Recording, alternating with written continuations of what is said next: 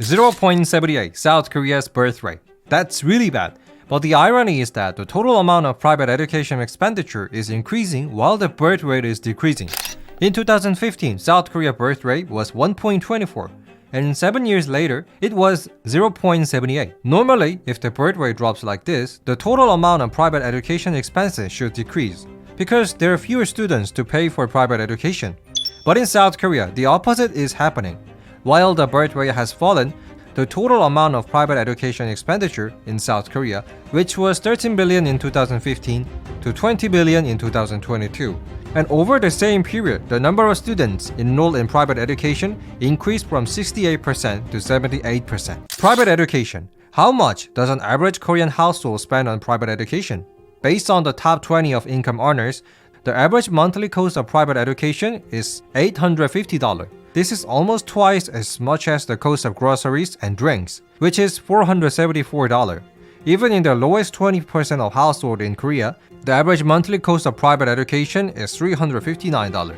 More than the cost of housing is $260. According to data released by NH Investment Security in Korea, the cost of raising a child up to university is expected to be around $224,000. This high cost of raising children is one of the reasons why Koreans are afraid to have a baby.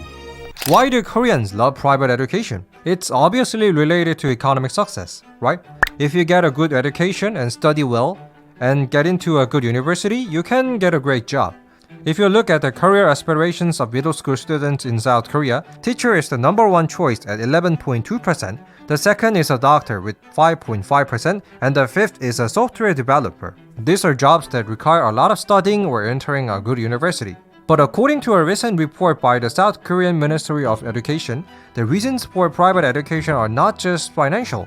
According to the report, the most common reason for private education are anxiety. Parental anxiety. If my neighbor's child is also going to a cram school, but if I don't send my child to a cram school, he might fall behind. Worrying that is a reason to keep focusing on private education. Korean society is very communitarian. I think the side effects of this are being felt in private education too.